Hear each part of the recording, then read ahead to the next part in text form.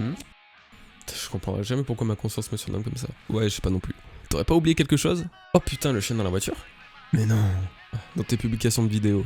Putain, ouais, je sais, je suis un peu à la bourre en ce moment. Non, mais t'as zappé les questions One Piece. Ça fait au moins 2 mois qu'il n'y a pas eu d'épisode. Putain, merde, mais c'est vrai, t'as raison. C'est bizarre. Si j'y ai pas pensé, c'est que personne me l'a demandé, je pense. Ouais, me dis pas que t'es vexé quand même. Non, mais bon, je me dis que c'est peut-être pas un format indispensable pour la chaîne. Peut-être que je devrais arrêter. Allez, sois pas chiant, tu sais qu'il kiffe ça. Développer toute une discussion sur une simple question, varier les sujets et avoir un vrai long format sur la chaîne.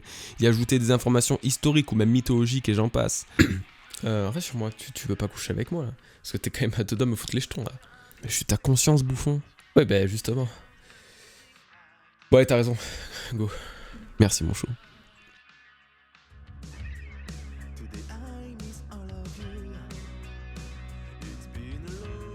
C'était marrant quand même, non? Yo les bros, c'est Godji, j'espère que vous allez bien. On se retrouve aujourd'hui pour le 5e épisode des questions One Piece. Effectivement, j'avais peut-être un petit peu oublié, mais c'est pas grave, l'erreur est réparée. Je tenais quand même, avant de commencer, à vous remercier pour tous les compliments, tous les retours positifs, tout le soutien que je reçois à travers vos questions. Je vous en remercie, ça fait un bien fou. D'ailleurs, vous êtes très nombreux justement à me parler de mes OST, des musiques que j'utilise, etc. en disant qu'elles sont très cool, et ça aussi je vous en remercie. Ça prouve que j'ai pas trop mauvais goût. Et donc si jamais vous avez une quelconque liste d'OST de ce style à me proposer pour éventuellement que ça apparaisse dans d'autres vidéos, n'hésitez pas parce que je commence à être un petit peu à court. Comme ça, bah, moi ça me facilitera un petit peu le travail. Merci beaucoup. D'ailleurs, en parlant d'OST, en parlant de musique, vous avez dû remarquer que celle que j'utilise actuellement et en intro était un peu différente de ce que j'utilise d'habitude. C'est normal, cette musique vient de Lightning, qui a été le premier artiste de Visual Kei à avoir été labellisé au Japon. Il a fait des tournées internationales, il a fait des albums, enfin bref, ce mec pèse de ouf. Une petite collab verra le jour sur la chaîne, je vous en dis pas plus, je vous hype juste un petit peu et ça risque d'être très cool, donc ça sera le temps d'une vidéo et j'espère que vous serez là. Donc je vous laisse ses réseaux sociaux et sa chaîne YouTube en description, voilà, ça le soutiendra un petit peu. On peut commencer avec la première question et puis bah, c'est parti. Alors, question de Daedes, je pense. Salut Godji, merci pour tes vidéos. Petite question, quelle sera la scène finale de One Piece d'après toi? Luffy qui découvre le One Piece, l'équipage des Mugiwara au complet après le One Piece, genre un an après, Luffy qui transmet le chapeau de paille à le ou la future roi reine des pirates, etc. Donne-nous ton avis si tu vois et sélectionne ce commentaire pour la prochaine vidéo. Alors merci de ton commentaire poto. Alors ma scène finale réelle de One Piece, elle est un peu différente de tout le monde, mais j'en reparlerai le temps voulu, donc c'est bientôt normalement. Mais oui, c'est un peu différent. Par contre, ouais, l'équipage plus tard par exemple, mais pas une ellipse d'un an, parce qu'un an, tu n'aurais pas le temps de vraiment voir les changements physiques apportés sur les personnages, mais une ellipse peut-être de 5 ou même 10 ans, après avoir obtenu One Piece, je trouverais ça juste oufissime. Et puis voir surtout l'impact que Luffy a eu sur le monde, voir donc les peuples libérés comme les esclaves, les hommes poissons sur la terre, enfin bref, vraiment voir à quel point son titre de roi des pirates a tout changé et en fait la révélation du siècle oublié a pu avoir un impact incroyable en fait sur toute la population. C'est vraiment ce que je veux voir le plus. Après aussi voir à quel point le gouvernement s'en sort sans justement éventuellement les Tenryubito, donc les dieux, et voir en fait l'impact encore une fois qu'a pu avoir les révolutionnaires, voir quelle place auront les révolutionnaires, parce qu'une fois que le gouvernement aura chuté, les révolutionnaires n'auront plus lieu d'être, donc est-ce qu'ils feront partie de ce gouvernement? Est-ce qu'ils vont être juste disloqués et puis faire leur vie chacun de leur côté? Mais franchement voilà, j'imagine tout ça, il y a énormément de sujets de traiter à la fin de One Piece, mais vraiment voir l'équipage après comme ça avec une petite ellipse de 10 ans, les voir un peu plus vieux, un peu plus barbu et tout, ça serait stylé de ouf mon gars. Question suivante, pas Normalix, tu m'as brain avec ton pseudo. Salut Godji, encore merci pour ton taf, je ne rate pas une seule de tes vidéos. Merci beaucoup bro. Je me permets de reposer une question que j'avais tentée, car ton avis m'intéresse beaucoup. Penses-tu qu'il soit possible de donner un fruit du démon à un Club Waterman? Est-il réellement envisageable que ça soit introduit dans One Piece? Et quelles possibilités cela ouvrirait-il? Merci d'avance et bon courage pour la suite. Merci encore poto. Les Club Waterman, pour ceux qui ne savent pas, c'est l'esprit que développe un bateau. Plus il est aimé, plus il va être chéri, plus il va avoir en fait une sorte de caractère et qui va se développer par un esprit, enfin bref, c'est la personnification d'un bateau. Sachant qu'un Club Waterman est un esprit, donc quelque chose qui n'est pas réellement présent sur le plan matériel, ça risque un peu compliqué de le voir manger un fruit du démon. Ben finalement c'est pas si con, et quand on y pense, un bateau, ben, ça reste quand même un objet, entre guillemets, un peu comme un sabre, un peu comme un canon, qui peut éventuellement, comme pourrait le faire Vegapunk, assimiler un fruit du démon. Surtout qu'avec l'histoire de l'âme du Club Waterman, bah why not? Donc en vrai ça reste quand même un peu compromis, mais un putain de bateau avec le fruit de l'élastique par exemple, comme le Gomu Gomu no Mi, mais ça serait juste incroyable, vous imaginez en fait, il subirait jamais de dégâts, sauf pour les attaques tranchantes, mais bon, ça diffère pas d'un bateau normal, entre guillemets. Les boulets de canon, bah, zéro problème. Les chutes, zéro problème. ça serait génial en fait. En plus, il pourrait prendre un élan de ouf comme bateau, enfin ça serait incroyable. Et donc en vrai, je pense pas que ça sera introduit dans One Piece parce que le rapport avec le contact de l'eau de mer, ça risque d'être un peu bizarre pour le bateau. Mais ça pourrait être vraiment intéressant. Et je pense quand même que c'est une idée peut-être à creuser. Au début, quand j'avais lu cette question, j'étais pas trop chaud. Et plus j'ai creusé le truc, plus j'ai repensé à ce que je disais tout plus tôt. Et plus je me suis dit, bah ouais, en vrai, c'est pas con du tout. Donc voilà, j'espère avoir un peu pré-répondu à tes questions. Et c'est assez complexe quand même. Salut Goji, j'espère que tu vas bien, ta qualité de vidéo s'améliore pour nous faire de bonnes vidéos et je te remercie, merci beaucoup Poto. Bref, voilà ma question, si Ace, Luffy et Sabo auraient été dans la marine, comment penses-tu que le Samba se serait déroulé? J'espère passer dans ta prochaine vidéo, bonne continuation. Merci Malamorce Gaming, j'avais oublié de citer ton pseudo. Ah là là, si ça avait été le cas, je pense que ça aurait été le plus beau jour de la vie de Garp. Ou alors justement Garp aurait été un pirate. En vrai, je pense que ça serait pas déroulé, c'est genre ça serait pas One Piece du tout. Si les trois frères étaient vraiment dans la marine, bon.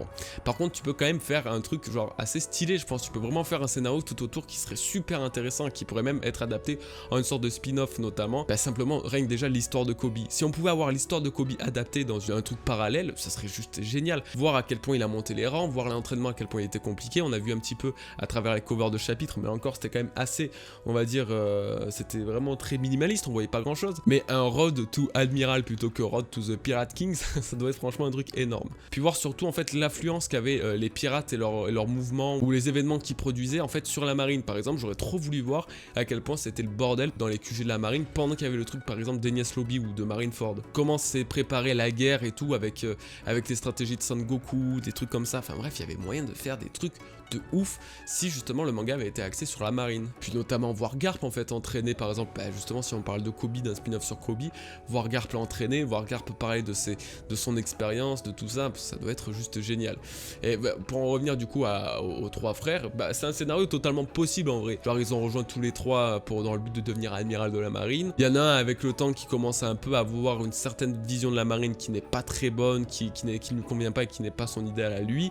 Donc du coup il commence à quitter, tandis que t'as un des frères qui devient un peu plus une marine, une justice pro, un peu absolue façon Akainu. Bref, il y a pas mal de choses à faire et je pense que ça serait vraiment un truc à exploiter de fou et ça serait super intéressant. Et je prie pour que quelqu'un reprenne cette idée à la fin de One Piece. Vraiment pour voir juste l'envers du décor. Pareil avec les révolutionnaires au passage. Ensuite, Tom le Tourneur. Salut Goji, j'ai une petite théorie depuis un moment sur l'éveil probable des Logia. Je pense que cela pourrait avoir un lien avec la météo en général. Par exemple, pour moi, une utilisation de l'éveil d'un Logia pourrait changer le climat du Nil. Je pense bien entendu à Punk Hazard, mais aussi à l'île aux éclairs du Nouveau Monde. Ce climat particulier pourrait être dû à l'éveil du Logia d'Ener, peut-être par un ancien utilisateur. Voilà, je voulais savoir ce que tu en pensais. Ah bah elle est très intéressante ta théorie sur les Logia, bro, et en plus, elle se rejoint à peu près avec un peu la mienne. Moi, j'avais pas exactement ça. Je pense que c'est un petit peu plus personnel comme éveil. Mais effectivement, ça peut avoir un lien sur le climat. Attendez, je m'explique. Les Logia qu'on a pu voir dans One Piece, les adversaires de Luffy, ont une petite particularité qui se relie entre eux. C'est leur transformation, qui fait en sorte que le Logia se transforme en quelque chose de très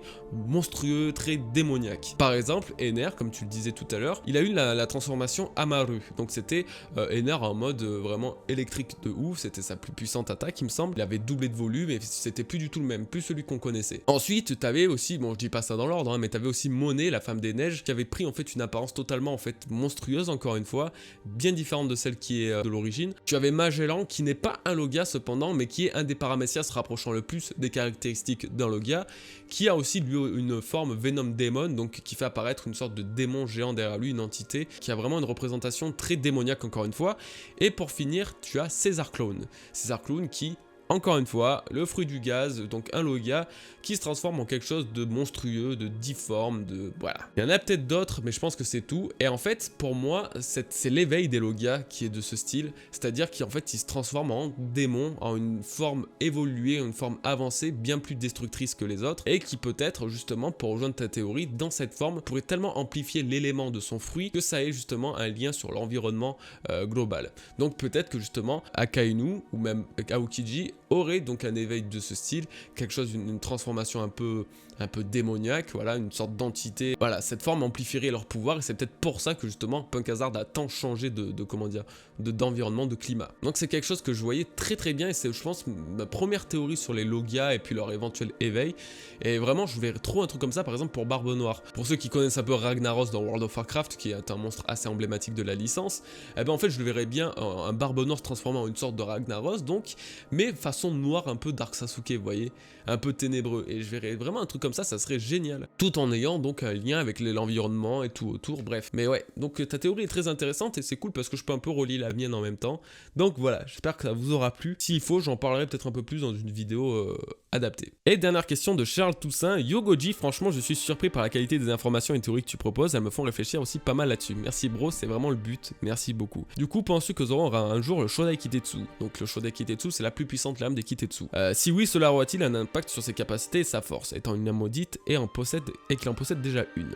Alors merci Poto pour ta question. Donc oui, le Shodai Kitetsu est la plus puissante lame des Kitetsu parce qu'il y en a 3, ils sont dans les 3 catégories des grands sabres. Donc chacun a sa catégorie et Zoro possède normalement le Kitetsu le plus faible, donc c'est-à-dire celui qui fait partie des 52 premières lames. Alors en théorie, moi je dirais que oui, les Kitetsu sont trop liés à Zoro depuis le début, c'est-à-dire quand même que Zoro il a changé de sabre au tout début de l'aventure, c'est-à-dire il a rajouté un Kitetsu avec son Wado Ishimonji et c'est les deux seules lames qui n'a pas changé depuis le début et ça fait quand même plus de 20 ans bientôt, quasiment 900 chapitres aussi, donc ouais je pense que les Kitetsu sont trop liés à Zoro pour être maintenant évincés de la sorte. Et sachant qu'il y a des grades et qu'il possède le plus faible, donc oui j'aimerais vraiment le voir posséder un Kitetsu plus fort. Puis il y a un Kitetsu de la deuxième catégorie sur Wano Kuni, éventuellement il pourrait le récupérer, et donc ça pourrait avoir un effet différent sur lui. On estime que le Ashura est l'une des techniques qui a le plus de lien avec le Kitetsu parce que c'est un démon et parce qu'il est lié donc à la mythologie et en fait il renferme un pouvoir assez démoniaque chez Zoro. Donc sauf si Zoro avait ce pouvoir inné en lui, il semble effectivement que ce soit le Kitetsu qui lui confère cette transformation. Donc on peut se dire, ok, donc le Kitetsu, le plus faible des Kitetsu, confère le démon du Ashura, mais peut-être que les deux autres, ce sont des démons totalement différents et tout aussi puissants, bah bien sûr, voire même plus. Et c'est vraiment, je dois dire, un désir de fanboy de voir ça. C'est-à-dire que Zoro récupère le premier Kitetsu et que là il y a donc un monstre, un démon, quelque chose de juste monstrueux, de démoniaque et qui sont encore totalement différents de l'Ashura qu'on connaît. Donc ouais.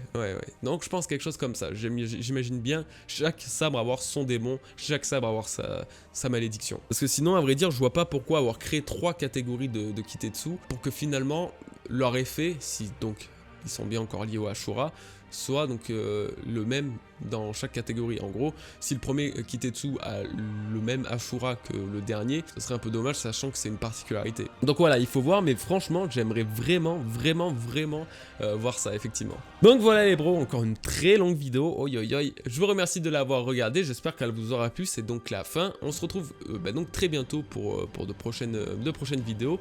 Le QOP prochain, je pense qu'il viendra dans 3-4 semaines à peu près, donc n'hésitez pas à poster donc vos commentaires, tout simplement dans la zone de commentaires, je suis con, avec le hashtag QOP. Si vous voulez le faire aussi sur Twitter, n'hésitez pas, vous pouvez me taguer ou quoi que ce soit, mais bref, ça serait assez cool. Je vous remercie encore une fois pour toutes ces questions, pour toutes ces choses, et on se dit à très bientôt pour de nouvelles vidéos. Peace les bros.